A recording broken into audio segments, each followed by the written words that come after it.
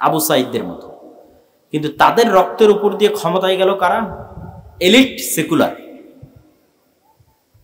যাদের কেউই কোনোদিন রাস্তায় ছিল না, না কোনো আন্দোলন, না কোনো সংগ্রাম, না কোনো কিছু, কোনো কিছুতেই না, না জীবন দেওয়া, কোনো কিছুতে না, এলিট সেকুলার। এবং এটা সব সময় হয়।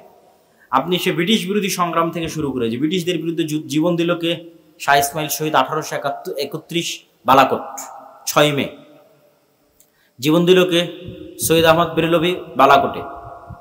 জীবন দিল কে? আরো কত হাজার জনতা আলেম ওলামা জীবন দিয়েছে, তার হিসাব নাই। রাজশাহী চাঁপাইনবাবগঞ্জে মৌলানা বেলায়েত আলী, মৌলানা এনায়েত আলী, তারা দাওয়াতি কাজ করে জীবন দিলেন। কিন্তু 1947 ক্ষমতা গেল কার কাছে? মিস্টার জিন্না, জওহরলাল নেহরু আর গান্ধীর মতো সুটেড বুটেড এলিট সেকুলারদের হাতে। কিন্তু জীবন দিয়েছে কিন্তু হাজী শরীয়তুল্লাহর মতো, মীর নিসার আলী তিতুমিরের মতো কট্টর ধর্মপন্থী মানুষেরা। এইটা সব সময় ঘটতে থাকে, সব সময়। যে সময় দিবে, শ্রম দিবে, পরিশ্রম করবে ধর্মপ্রাণেরা, আর রেজাল্ট পকেটে যাবে এলিট সেকুলারদের। এটা কেন হয় জানেন? এলিট সেকুলারদের প্রতিষ্ঠানগুলো খুব শক্তিশালী, আর আমাদের প্রতিনিধিত্ব করবে এরকম কোনো প্রতিষ্ঠানই নাই। যেমন আপনি যদি বলেন ব্রাক, গ্রামীণ ব্যাংক, প্রথম আলো, ডেইলি স্টার, অধিকার, এগুলোর মোকাবেলা করতে পারবে এরকম কোনো ইসলামপন্থীদের কোনো প্রতিষ্ঠান বাংলাদেশের মাটিতে নাই। সব ইসলামী দল মিলিয়ে আমি বলতেছি, নট অনলি ফর আহলে হাদিস, হানাফি মিলিয়ে, সব মিলিয়ে বলতেছি যে মুসলমানদের প্রতিনিধিত্ব করবে এরকম কোনো শক্তিশালী মিডিয়া নাই, এরকম কোনো শক্তিশালী অর্থনৈতিক প্রতিষ্ঠান নাই, এরকম কোনো শক্তিশালী শিক্ষা প্রতিষ্ঠানও নাই।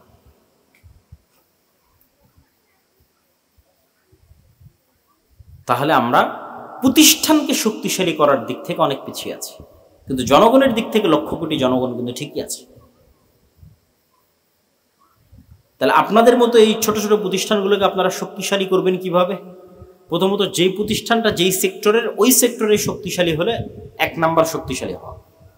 যেমন এটা হচ্ছে শিক্ষা প্রতিষ্ঠান, তাহলে এটা যখন শিক্ষা খাতে শক্তিশালী হবে, তাহলে এটা প্রথমত শক্তিশালী হওয়ার 1 নাম্বার ধাপ অতিক্রম করলো, যে এটা শিক্ষা খাতে শক্তিশালী হলো। শিক্ষা খাতে শক্তিশালী হবে কিভাবে? আমাদের মেন্টালিটি চেঞ্জ করতে হবে। আমাদের মসজিদ, মাদ্রাসা, যত জায়গায় কমিটি বসে আছে, সব জায়গায় সবার মেন্টালিটি হচ্ছে, দেখবেন মসজিদ জালসা করবে, বাৎসরিক আদায় হবে, আদায় হওয়ার পর ওই পুরো টাকা খরচ হবে টাইলস লাগাতে, ফ্যান লাগাতে, এসি লাগাতে। মসজিদে মক্তবের যে একটা ভালো শিক্ষক লাগবে, এটার পেছনে কোনো বরাদ্দ নাই, কোনো ব্যয় নাই। তাহলে অবকাঠামোগত উন্নয়নের দিকে জাতিগতভাবে আমাদের মনোনিবেশ। পুরো 16 বছরে আপনাদেরকে খালি পড়াতে হলো যে আমরা পদ্মা করছি, অমুক করছি, এই ব্রিজ করছি, সেই ব্রিজ করছি, মেট্রো রেল করছি। ভাই, আপনি একটা ভালো শিক্ষা প্রতিষ্ঠান করেছেন, একটা ভালো মেডিকেল প্রতিষ্ঠা করেছেন যে বাংলাদেশের মানুষকে ভারতের স্বাস্থ্যসেবা চিকিৎসা নিতে যাওয়া লাগবে না? প্রতিষ্ঠানগত কোনো একটা কাজ করেছেন যেটা এই দেশের মানুষের দীর্ঘমেয়াদী কোনো সাপোর্ট দিবে? ভালো একটা ইনভেস্টমেন্ট, নতুন বিনিয়োগের কোনো রাস্তা তৈরি করেছেন? ভালো একটা কোনো ব্যবসায়িক প্রতিষ্ঠান তৈরি করেছেন? বরং ব্যবসা বাংলাদেশেরটা নষ্ট করে আরো ভারতকে ব্যবসা করার সুযোগ দিয়েছেন। আর বাংলাদেশের মানুষকে কি বুঝিয়েছেন? তোমার রাস্তাঘাট করে দিয়েছে, ব্রিজ করে দিয়েছে, মেট্রো, অবকাঠামোগত উন্নয়ন। ঠিক দেখবেন ওই একই মেন্টালিটি আমাদের মসজিদ কমিটির, মাদ্রাসা কমিটির। টাকা যা আসলো, টাকা দিয়ে টাইলস লাগাই দিল, টাকা যা আসলো এসি কিনে নিল, টাকা যা আসলো ফ্যান কিনলো, জমি কিনলো, বিল্ডিং করলো। আমাদের কথা বলতেছি, আমাদের ক্ষেত্রে আমরা এটা ফাইট করতে হয় আমাদের, যে শিক্ষা খাতে বিনিয়োগ বাড়াতে হবে, ভালো শিক্ষকের পিছনে বিনিয়োগ করতে হবে, ভালো শিক্ষকের ট্রেনিং এর পিছনে বিনিয়োগ করতে হবে, শিক্ষকের বেতন বৃদ্ধি করে ভালো শিক্ষক নিয়ে আসতে হবে। আজকেই কুষ্টিয়াতে একজন ভাই, যাদের মাঝে আমরা রাস্তায় যাদের সাথে যাত্রা বিরতি করলাম, উনি টাটা কোম্পানিতে জব করেন, ইন্ডিয়ান কোম্পানি, ট্রাক এবং ট্রাক্টরের। আমি বললাম যে ট্রাক্টরে বাংলাদেশি কোনো কোম্পানি কেন এস্টাবলিশ হতে পারতেছে না? ট্রাক এবং ট্রাক্টরের জগৎটা পুরোটা ইন্ডিয়ার বিজনেস কন্ট্রোলে কেন? তো উনি উত্তর দিল যে বাংলাদেশের কোনো কোম্পানির মেধাকে পুষতে পারবে এই ক্ষেত্রে বিনিয়োগ করার চিন্তা নাই, আমাদের সব মেধাগুলো বাইরে চলে যায়। যে ওই লেভেলের মেধাকে আমরা ধরে রাখতে পারবো, সেটার জন্য যে পরিমাণ টাকা বিনিয়োগ করতে হবে এই চিন্তা নাই। ফলত আমরা এই সেক্টরগুলোতে পিছিয়ে থাকি। তাহলে আপনি আপনার শিক্ষা প্রতিষ্ঠানকে শক্তিশালী করতে হলে আগে আপনাকে শিক্ষার মান বাড়াতে বিনিয়োগ করতে হবে, ভালো শিক্ষকের পিছনে বিনিয়োগ করতে হবে, শিক্ষক ট্রেনিং আয়োজনের পিছনে বিনিয়োগ করতে হবে। 2 নাম্বার, কিভাবে আপনি শিক্ষা প্রতিষ্ঠানকে শক্তিশালী করবেন? 2 নাম্বার হচ্ছে, যেহেতু এগুলো দ্বীনি প্রতিষ্ঠান, সেহেতু এই প্রতিষ্ঠানগুলোর দাওয়াতি ক্ষেত্রে অবদান থাকতে হবে। যে অত্র কুষ্টিয়ার দৌলতখালী অঞ্চলে যতগুলো মসজিদ আছে, সব মসজিদের মক্তব যেন এই প্রতিষ্ঠানের অধীনে পরিচালিত হয়, এবং সেই মসজিদগুলোতে দাওয়াতি কাজে যেন এই প্রতিষ্ঠানের শিক্ষকদের অবদান থাকে। তাহলে আপনি পাবলিকের সাথে কানেক্টেড হয়ে গেলেন দাওয়াতি কাজে। একে তো আপনি শিক্ষা মানে ভালো পর্যায়ে চলে গেলেন, দ্বিতীয়ত আপনি দাওয়াতি কাজে কানেক্টেড হলেন, আপনার দাওয়াতি পাওয়ার বাড়লো। 3 নাম্বার কি করতে পারেন? 3 নাম্বার, আপনি অত্র এলাকার অসহায় দুস্থ গরিব মানুষের পাশে দাঁড়াতে পারেন। যেমন আমরা কর্জে হাসানা যে প্রজেক্ট আমরা চালু করেছি, এটাও মনের বেদনা থেকে চালু করা। এমন কোনো বাংলাদেশের এলাকা এবং গ্রাম নাই যেখানে গেলে আপনি ক্ষুদ্র ঋণ, মাইক্রো ফাইন্যান্স, এদের অন্তত 10টা 12টা 15টা আপনি অফিস এবং কোম্পানি পাবেন না। আমার দাদির বাড়ি অঞ্চলে নতুন ব্রিজ পার হওয়ার পর থেকে হায়াতের মোড় থেকে আমার দাদির বাড়ি যাওয়া পর্যন্ত আমি একদিন গণার চেষ্টা করেছিলাম যে কতগুলো ক্ষুদ্র ঋণের প্রতিষ্ঠান এখানে আছে, ও গণে শেষ করতে পারিনি। মানে আলাদা আলাদা প্রতিষ্ঠান, এই আশা, ব্রাক, ঠ্যাঙ্গামারা, মানে কত রকমের যে প্রতিষ্ঠান তার হিসাব নেই। সবগুলো মাইক্রো ফাইন্যান্স, ক্ষুদ্র ঋণ, সুদ। তো এটার মাধ্যমে তো মানুষ গোলাম হচ্ছে। আপনি বলবেন, ভাই কিভাবে এটার মাধ্যমে মানুষ গোলাম হয়? আমি তো কিস্তি নিয়ে একটা ফ্রিজ কিনলাম, একটা এসি কিনলাম, আমি গোলাম হচ্ছে কিভাবে? কিভাবে আপনি গোলাম হচ্ছেন সেটা বুঝিয়ে বলে আমি আবার কথার শেষের দিকে চলে যাচ্ছি, সামনের দিকে এগিয়ে যাচ্ছি। যে সুদ মানুষকে কিভাবে গোলাম বানায়? সুদ মানুষকে গোলাম বানায় নেচার, চরিত্র, প্রকৃতিগতভাবে গোলাম বানায়। যেমন এখানে যদি 2টা কৃতদাস রাখা হয় এবং সেই 2টা কৃতদাসকে যদি 2 দিন যাবৎ খাবার না দিয়ে যদি আজকে ওদের সামনে একটা রুটি দিই, তাহলে ওই 2টা কৃতদাস এই রুটিটা নিয়ে মারামারি করবে, এবং এই রুটি নিয়ে মারামারি করতে গিয়ে মিথ্যা বলবে, হত্যা করবে, ঠিক আছে, মেরে ফেলে দিবে। তাহলে এটা কার নেচার? গোলামের নেচার। মিথ্যা বলা, একটা টাকার জন্য মারামারি করা, হত্যা করা, খুন করা, ধোকা দেওয়া, 2 নম্বরই করা, দুর্নীতি করা টাকার জন্য, this is the nature of গোলাম। আর একটা আত্মমর্যাদা সম্পন্ন, স্বাধীন, আত্মসম্মান বোধ সম্পন্ন মানুষ এটা করতে যাবে না। তো 1947-এ ব্রিটিশরা বিদায় নিলেও আমাদের মধ্যে যেন গোলামির এই নেচারটা অব্যাহত থাকে, এই জন্য ওরা ডেমোক্রেসি প্রতিষ্ঠা করে গেছে আমাদের দেশে, গণতন্ত্র। যে গণতন্ত্র থাকলে তো এরা পরস্পর মারামারি, কাটাকাটি, হিংসা, বিদ্বেষ, ধোকা, জুলুম, দুর্নীতি চালাতেই থাকবে। সো এরা কন্টিনিউয়াস গোলাম থাকতেই থাকবে। এদের মতো কোনোদিন আত্মমর্যাদা এবং স্বাধীনতার চেতনা জাগ্রত হবে না। এই নেচারটা তারা বহন করবে। তাহলে মিথ্যা এবং ধোকার নেচার বহন করা মানে আপনি আসলে গোলামির নেচার বহন করতেছেন, কারণ আপনি আর কোনোদিন নেতা হতে পারবেন না। তো আপনি যেহেতু আর কোনোদিন নেতা হতে পারবেন না, তাহলে আপনি গোলাম।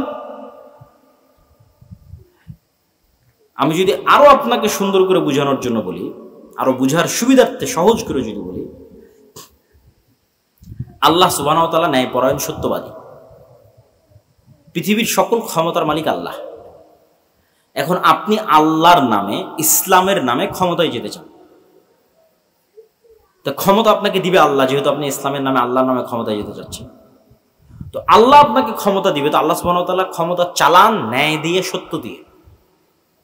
তাহলে যে তার বোনকে ন্যায়ের ভিত্তিতে সম্পত্তি দেয়নি, সে তো দুর্নীতিবাদ, সে বোনের সাথে দুর্নীতি করেছে। তার মানে কালকে যদি রাষ্ট্রের দায়িত্ব দেওয়া হয়, তাহলে 16 বছর যা দুর্নীতি হয়েছে তার চেয়ে বেশি দুর্নীতি করবে। কেননা যতটুকুতে তার সাধ্য ছিল সেটা যে তার বোনকে ন্যায়ের ভিত্তিতে সম্পত্তি না দেওয়া, এটা তো দুর্নীতি করেছে। নদীর মধ্যে যেখানে কম দামে কম আবাদ হয়, কম ধান হয়, সেটা বোনকে দিয়েছে। যেটা রাস্তার পাশে বাজারে বেশি দামে, সেটা নিজে নিয়েছে। তাহলে সে দুর্নীতিগ্রস্ত, অন্যায়কারী, জালেম। তাহলে আল্লাহ সুবহানাহু ওয়া তাআলা কখনোই তাকে দায়িত্ব দেওয়ার যোগ্য মনে করবেন না। তার পরিবারে ইনসাফ করতে পারেনি, ন্যায় প্রতিষ্ঠা করতে পারেনি, জাস্টিস করতে পারেনি, রাষ্ট্রে কি করবে? আপনি বিবাহের সময় মেয়ের পক্ষের কাছ থেকে আপনার ছেলের বিয়ের সময় অথবা আপনার বিয়ের সময় যৌতুক চেয়ে বসলেন, নামে বেনামে, মোটরসাইকেল, এসি, ফ্রিজ শ্বশুর পক্ষকে দিতে হবে। ইসলামের দৃষ্টিতে আপনি জুলুম করতেছেন মানুষের উপর। তাহলে আপনি এখানে সুযোগ পেয়ে আপনার শ্বশুর পরিবারের সাথে, ঠিক আছে, মেয়ের পরিবারের সাথে আপনি দুর্নীতি করে ফেললেন। এই আপনি যদি কালকে সরকারি পর্যায়ে ওসিডি সিএসপি মন্ত্রী মিনিস্টার হন, গত 16 বছরের চেয়ে বেশি দুর্নীতি আপনি করবেন। আমি দুঃখিত, আপনি হাজি হলো নামাজি হলো। এবং ওই বিবাহের অনুষ্ঠানে, তারপরে ওই মানুষটা যে মারা গেল তার জানাজার অনুষ্ঠানে এরকম হাজি নামাজি দাড়িওয়ালা মানুষের অভাব নাই, কিন্তু সবাই আরেক মানুষের উপর জুলুম করতেছে। তাহলে তারা কিসের নেচার বহন করতেছে বলেন তো আমাকে? কথা বলেন না যে তারা কিসের নেচার বহন করতেছে? গোলামির নেচার বহন করতেছে। তাহলে তো তারা কোনোদিন নেতা হতে পারবে না, তারা তো গোলামি থাকবে। কেন? তারা গোলামির নেচার বহন করতেছে। এবার আসল কথায় চলে আসে, যখন সুদের ভিত্তিতে লোন নিলেন তো আল্লাহর নবী বলছে নেওয়া আর মিথ্যা বলা শুরু করা একই কথা। এই হলো আপনি গোলাম হচ্ছেন। মানে আপনি লোন নিয়ে আপনি নিজেও মিথ্যা বলবেন, আপনার ফ্যামিলিকেও মিথ্যা বলা শিখাবেন। তাহলে আপনার ছেলেও মিথ্যা বলতেছে, আপনার বউ মিথ্যা বলতেছে, আপনিও মিথ্যা বলতেছেন। মানে অলরেডি আপনারা গোলাম হয়ে গেছেন।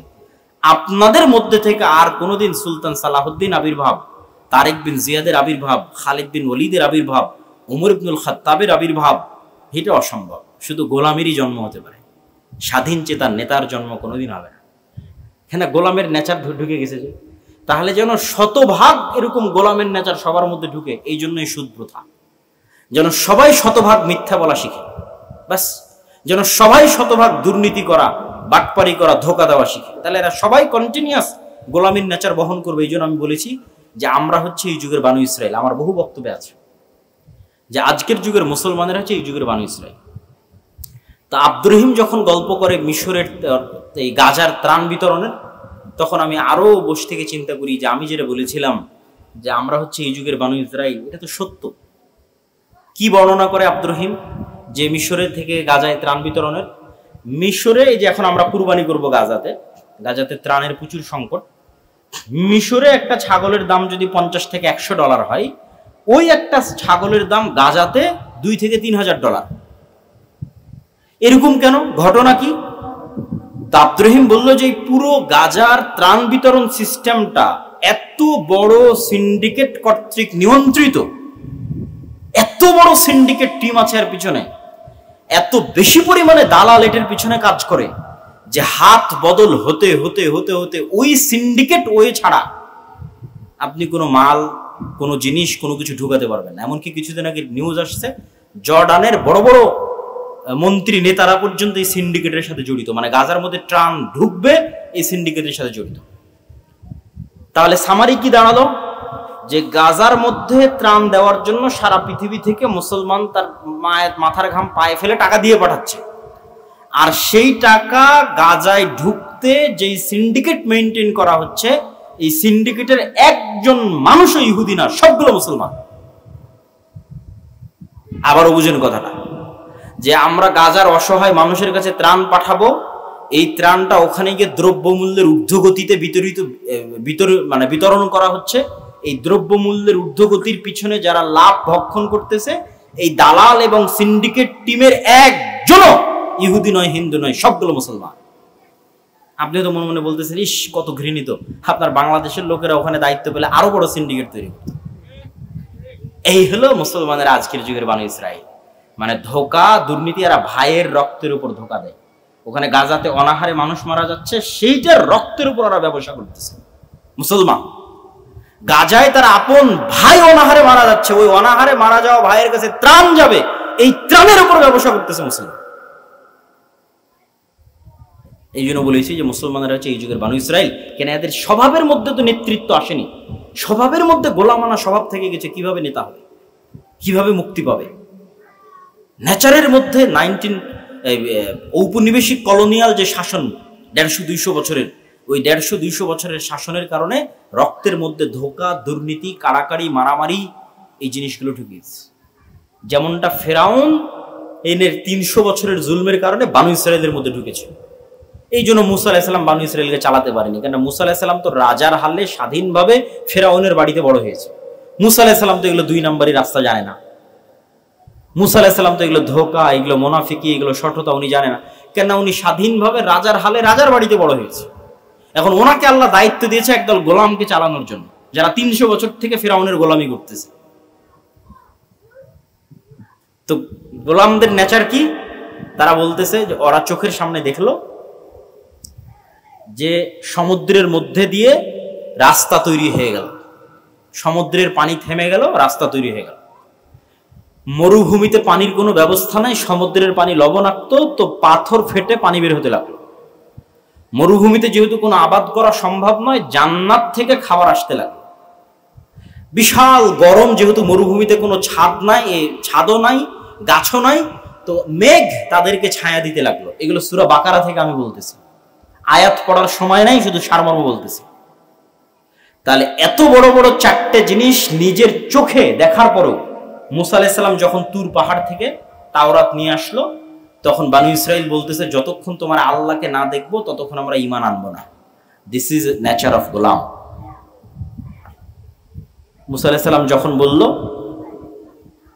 যুদ্ধ করতে হবে, তুমি আর তোমার আল্লাহ গিয়ে যুদ্ধ করো, আমরা যুদ্ধ করতে পারবো না। আল্লাহ বলল, শনিবারের দিন মাছ ধরা যাবে না। শনিবারের দিন মাছগুলোকে বেড়া দিয়ে আটকায় রেখে রবিবারের দিন মাছ ধরল। মানে ফাঁকি দিতে হবে, টাকার জন্য ধোকা দিতে হবে, দুর্নীতি করতে হবে। ওই 300 বছর ফেরাউনের গোলামি করেছে, কোনো খাবার ছিল না, জুলম অত্যাচার, লুকিয়ে চুরি চামারি করে জীবন চালাতে হয়েছে, তখন নেচারের মধ্যে এটা ঢুকে গেছে। তো এই পুরো মুসলিম বিশ্ব বড় বড় অংশগুলো 150-200 বছর ইউরোপদের গোলাম ছিল। সম্মানিত উপস্থিতি, আমাদের আলোচনার বিষয় কি ছিল?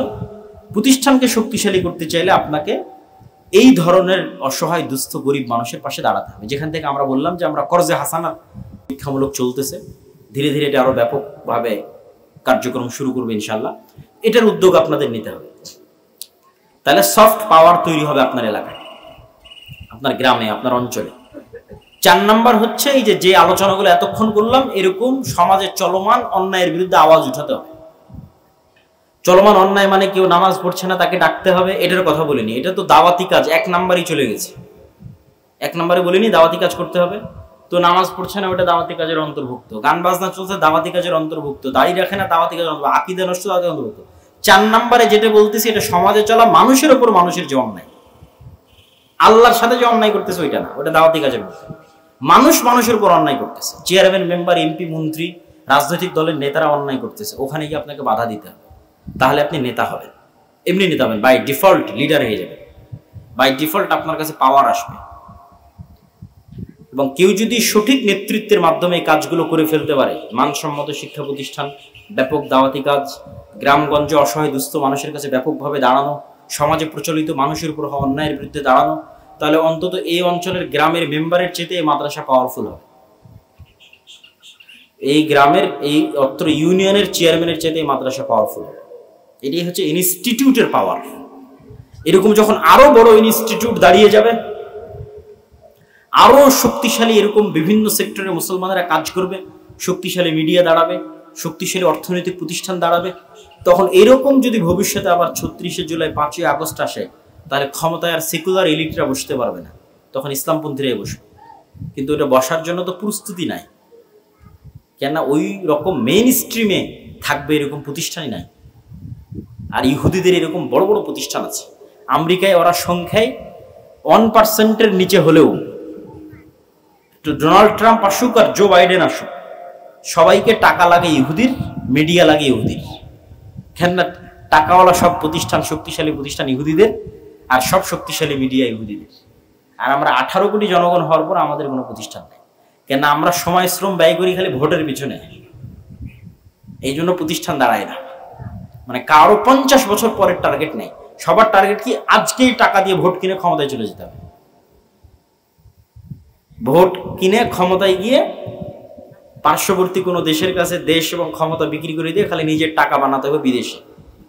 এই হলো বাংলাদেশের শাসন ব্যবস্থার বা রাজনৈতিক দলগুলোর শেষ লক্ষ্য উদ্দেশ্য। সম্মানিত উপস্থিতি, আমি বললাম এটা শেষ লক্ষ্য উদ্দেশ্য, এই জন্য বললাম যে এটা আমাদের জীবন দশাতে বাস্তবায়ন হবে, এটা কঠিন। কিন্তু কোনটা অন্তত আমরা বাস্তবায়ন করতে পারি, অন্তত শিক্ষা প্রতিষ্ঠানটার মান তো অন্তত শিক্ষার দিক থেকে শক্তিশালী করতে পারি। এটা বাস্তবায়ন করতে তো বেশি সময়, বেশি শ্রম লাগবে না, সেটা দিয়ে আমরা শুরু করেছি।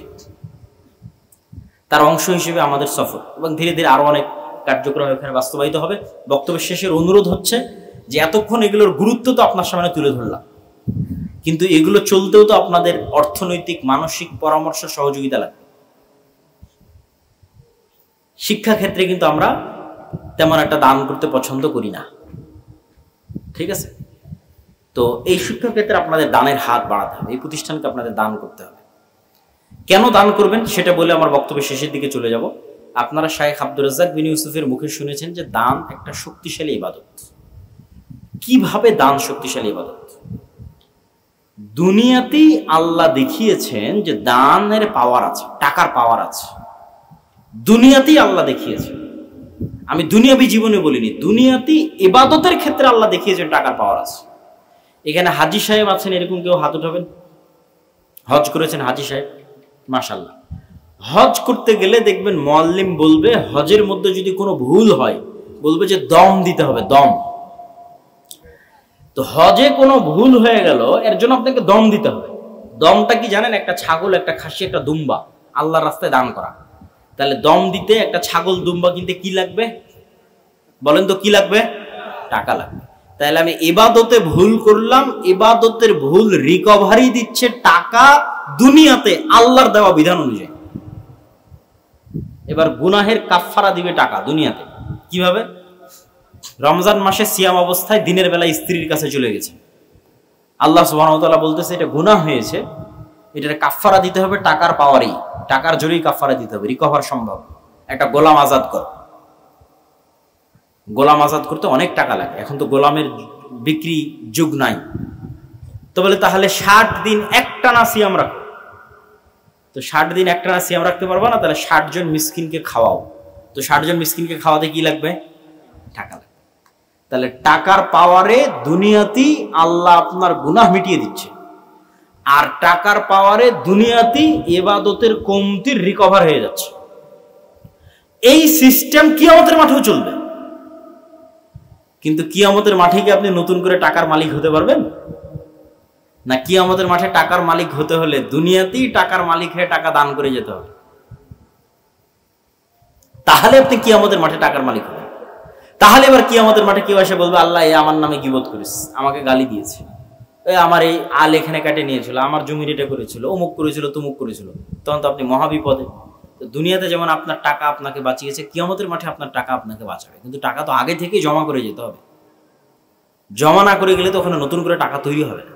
তখন এবার আপনার দান থেকে আল্লাহ রিকভার দিতে থাকবে, আপনার দানের নেকি ওকে দিবে, ওকে দিবে, ওকে দিবে, দিতে দিতে দিতে দিতে যদি একদম শেষ হয়ে যায়, তাও যদি আপনার গুনাহ শেষ না হয়, ভাগিদার পাওনাদার শেষ না হয়, তাহলে তো জাহান্নাম।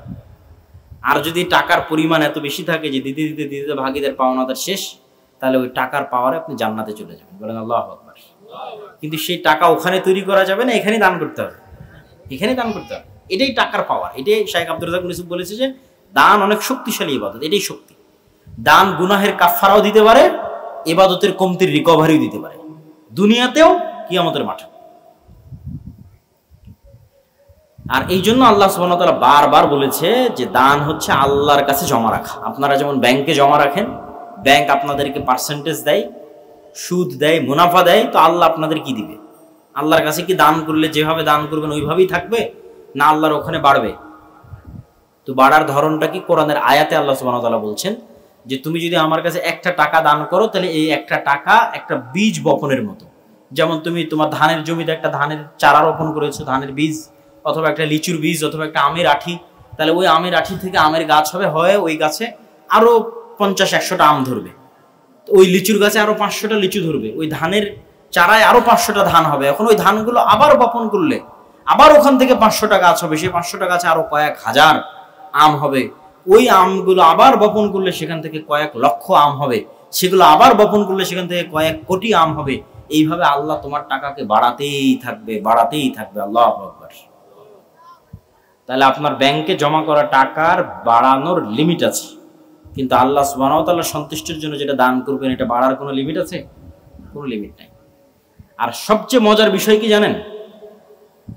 সবচেয়ে মজার বিষয় হচ্ছে আমরা যে দানটা করি, এই দানের একটা টাকাও তো আল্লাহর কাছে যায় না, যায়, বরং এই দানের টাকা থেকে আপনি উপকার গ্রহণ করেন। কিভাবে? ধরেন আপনি একটা টাকা দান করলেন মসজিদে একটা এসি কেনার জন্য, ওই এসির বাতাস কে খাবে? আপনি খাবেন, না আল্লাহর কাছে যাবে? তাহলে আপনি দান করে আপনি উপকার ভোগ করতেছেন। ধরেন এই মাদ্রাসা আপনি দান করলেন, এখান থেকে যদি পড়াশোনা করে তো কার ছেলেমেয়েরা পড়াশোনা করবে? আপনাদের ছেলেমেয়েরা পড়াশোনা করবে। এই টাকার থেকে যদি কেউ বেতন নেয় তাহলে আপনাদেরই আত্মীয় স্বজন, গ্রামগঞ্জ, এলাকার মানুষ বেতন নেবে। এগুলো একটা টাকাও তো আল্লাহর কাছে যাচ্ছে না। তাহলে আপনি নিজে দান করে নিজেই উপকার নিচ্ছেন, ফাঁক তালে শুধু নেকিটা পেয়ে যাচ্ছে। বলেন আল্লাহু আকবার। আমরা সর্বপ্রথম যখন দাওয়া ইলাল্লাহর মাধ্যমে, এখানে আরেকটা পয়েন্ট ছুটে গেল যে শিক্ষার দিক থেকে যে আমরা পিছিয়ে, তার আরেকটা উদাহরণ দিতে চেয়েছি। একটা উদাহরণ গেল এটা, আরেকটা উদাহরণ হচ্ছে আমি যখন ডান্ডি ইউনিভার্সিটিতে পড়ি তখন ফুটবল বিশ্বকাপ চলছিল।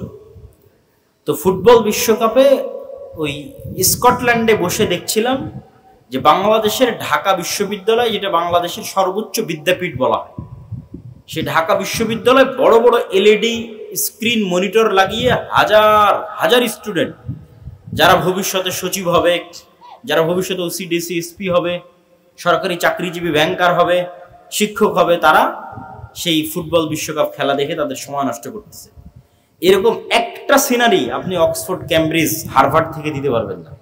আমি তো ডান্ডিতে খুঁজে পাইনি, কেন কারো হাতে এত সময় নাই, তারা জ্ঞান নিয়ে, গবেষণা নিয়ে, কাজ নিয়ে এতটা ব্যস্ত। যদি সর্বোচ্চ কারো হয়তো খেলা সম্পর্কে যদি আগ্রহ থাকে, তাহলে হয়তো খেলার শেষে সকালে হয়তো একটু নিউজ পড়ে নিল যে কালকে কি হয়েছে, এই শেষ। কিন্তু এই সময় নষ্ট করার যে কারবার বাঙালিদের মধ্যে আছে, আল্লাহুল মুস্তাআন। অথচ আল্লাহ সুবহানাহু ওয়া তাআলা পড়াকে গুরুত্ব দিয়েছে এই দিনে, সময়কে গুরুত্ব দিয়েছে এই দিনের মধ্যে। ইকরা বিসমি রাব্বিকাল্লাযী খালাক, আর এক আয়াতে বলছে ইকরা ওয়া রাব্বুকাল আকরাম। আল্লাহর নবীকে প্রথম বলা হচ্ছে ইকরা, পড়েন। এই পুরো দিনের ভিত্তিটা পড়ার উপর। সময়ের গুরুত্ব দিতে গিয়ে আল্লাহ বলছে ওয়াল আসর ইন্নাল ইনসানা লাফি খুসর, নিশ্চয় সময়ের শপথ, প্রত্যেকটা মানুষ সময় নষ্ট করে। এবং আমাদের পুরো জীবনটা কিন্তু সময়ের নাম, সময়টাই কিন্তু পরীক্ষা। আমরা যদি বলি আমরা কুষ্টিয়া, আমার বহু বক্তব্য শুনবেন যে আমরা যদি বলি কুষ্টিয়ায় থাকি, দৌলতখালীতে থাকি, দৌলতপুরে থাকি, আমি বলেছি এটা ভুল কথা। বিজ্ঞান বলছে এটা ভুল কথা। আমরা মূলত আমার যে সালে জন্ম হয়েছে ওই সাল থেকে যে সালে মারা যাব এই সময়ের মধ্যে থাকি, স্থানে থাকি না। কেন এই কুষ্টিয়ার দৌলতপুরে আজ থেকে 500 বছর আগেও কেউ না কেউ থাকতো। আপনাদের কুষ্টিয়াতে রবীন্দ্রনাথ ঠাকুরের জমিদারি ছিল। কুষ্টিয়ারি কাঙ্গাল হরিনাথ রবীন্দ্রনাথ ঠাকুরের বিরুদ্ধে তার পত্রিকায় লেখালেখি করত। তো ওরাও তো ছিল কুষ্টিয়াতে, তো ওরা তো এখন নাই। তাহলে ওরা কুষ্টিয়ায় ছিল না, ওরা একটা সময়ে ছিল।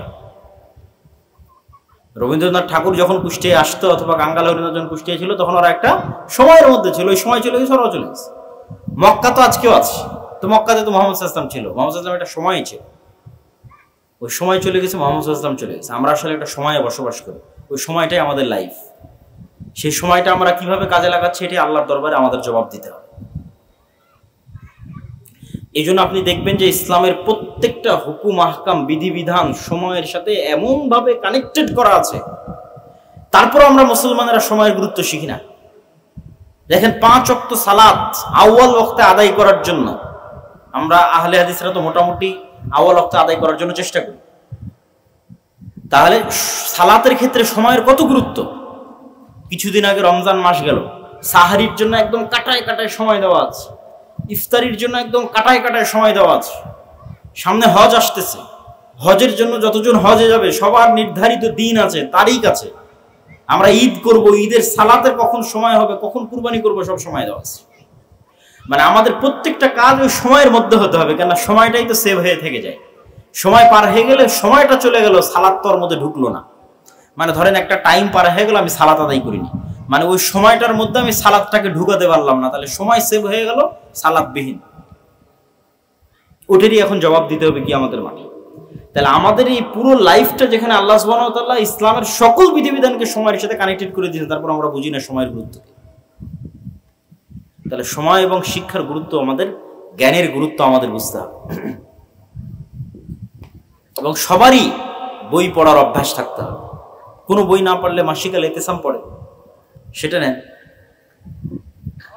সম্মানিত উপস্থিতি, তো আমাদের আজকের সফরের যেটা মূল উদ্দেশ্য, সেটার দিকে আমরা একটু এগিয়ে যাই।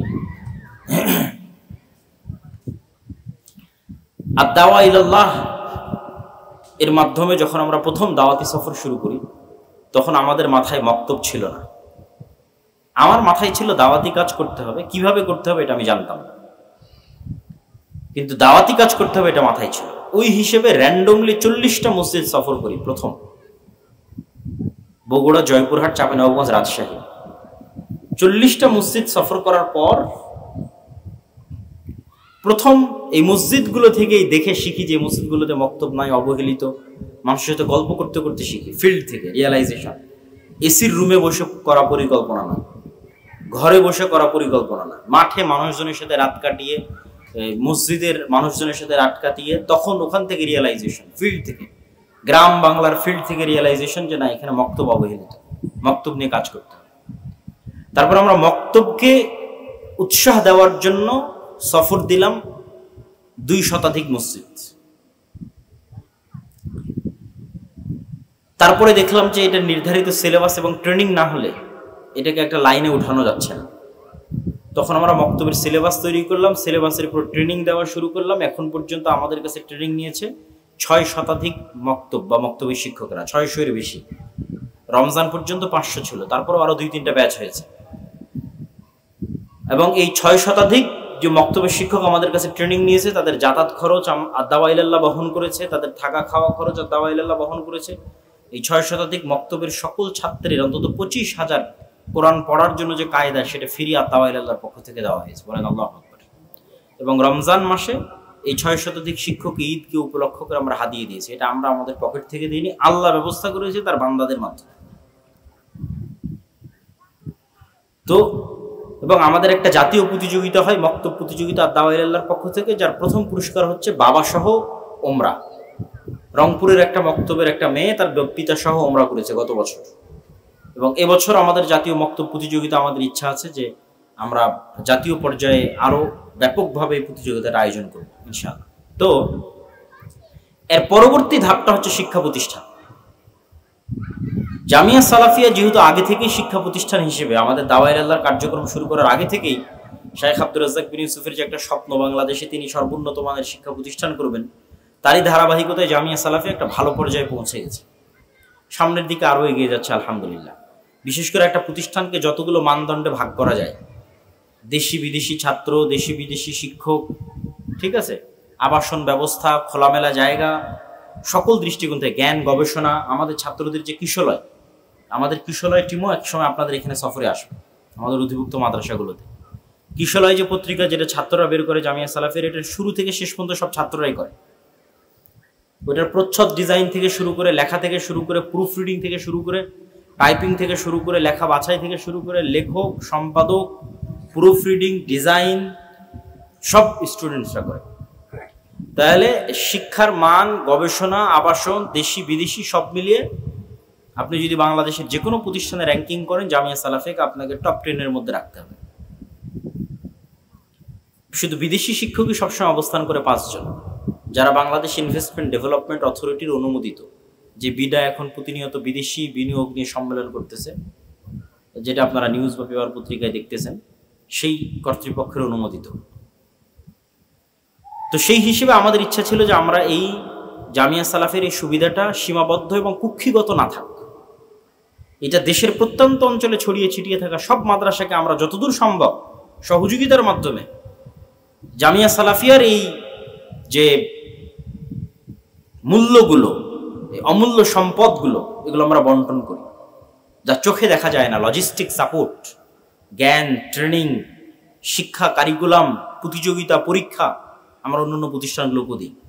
আর যেহেতু প্রত্যেকটা জেলায় একটা জামিয়া সালাফিয়া তৈরি করা আমাদের নিজের উদ্যোগে, এটা সময় সাপেক্ষ। আমরা হয়তো বিভাগীয় শহরগুলোতে সর্বোচ্চ জামিয়া সালাফিয়া করতে পারি। তো সেই হিসেবে চলমান যে রানিং প্রতিষ্ঠান আছে, সেই প্রতিষ্ঠানগুলোকে যদি আমরা সহযোগিতা করে সামনের দিকে এগিয়ে নিয়ে যাই, সেই পরিকল্পনা থেকে আমাদের এই উদ্যোগ। এবং আলহামদুলিল্লাহ এখন পর্যন্ত আমি নিজে এই ধরনের প্রতিষ্ঠান সফর দিয়েছি প্রায় 10-15টার মতো, এবং আমাদের সফর আর অব্যাহত আছে, থাকবে। প্রতিনিয়ত প্রতিষ্ঠানের সাথে যুক্ত হচ্ছে। এবং আমার আপনাদের ফরম পূরণের পর, আমার সফরের পর শিক্ষক প্রশিক্ষণ আয়োজন হবে। শিক্ষক প্রশিক্ষণের পর ছাত্রদের কোনো একটা পর্যায়ের ফাইনাল পরীক্ষা আমাদের পক্ষ থেকে আয়োজন হবে। এবং আপনাদের প্রতিষ্ঠানের ছাত্ররা যাতে উপর ক্লাসে উঠে সরাসরি জামিয়া সালাফিয়ায় যেতে পারে, সেগুলোর ব্যবস্থাপনা যত ধরনের শিক্ষা কেন্দ্রিক, জ্ঞান কেন্দ্রিক আদান প্রদান করা সম্ভব তা আমরা করবো ইনশাল্লাহ, যা আপনাদের এই প্রতিষ্ঠানগুলোর শিক্ষার মান বাড়াতে, জ্ঞানের মান বাড়াতে সহযোগিতা করবে ইনশাল্লাহ। এতটুকু আস্থা বিশ্বাস আপনারা রাখতে পারেন। জ্ঞানকে আমরা যুদ্ধের জায়গা হিসেবে গ্রহণ করেছি, যে জ্ঞানই হচ্ছে যুদ্ধক্ষেত্র, নলেজ হচ্ছে যুদ্ধক্ষেত্র। জ্ঞান ছড়িয়ে দিতে হবে এবং জ্ঞানের জন্য শক্তিশালী প্রতিষ্ঠান তৈরি করতে হবে।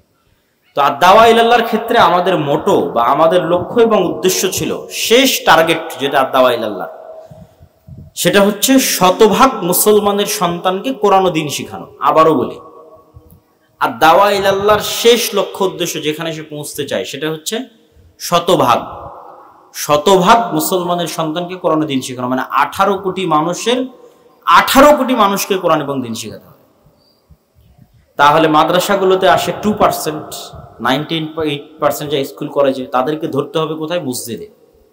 বাংলাদেশের সব মসজিদে যদি শক্তিশালী মক্তব প্রতিষ্ঠা করা যায়, তাহলে এই স্বপ্নটা বাস্তবায়ন হবে যে হ্যাঁ, বাংলাদেশের শতভাগ মানুষকে আমরা কোরআন শিখাতে পেরেছি, বাংলাদেশের শতভাগ মানুষকে আমরা দ্বীন শিখাতে পেরেছি মসজিদে।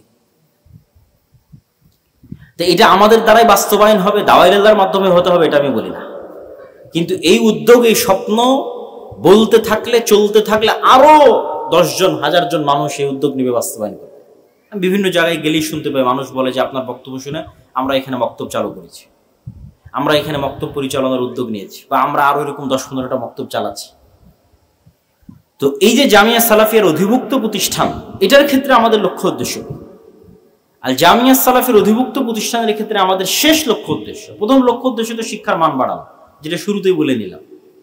লাস্ট টার্গেট সেটাতে আমরাই পৌঁছতে পারবো, আমাদের জীবদ্দশায় পৌঁছতে পারবো, এটা আমি বলি না, কিন্তু এটা যে বলে গেলাম, এই বলে যাওয়াটাকেই, এই শোনাটাকেই আরো 10 জন, 15 জন, 20 জন মানুষ মনে করবে না এটা তো কাজ করা যায়।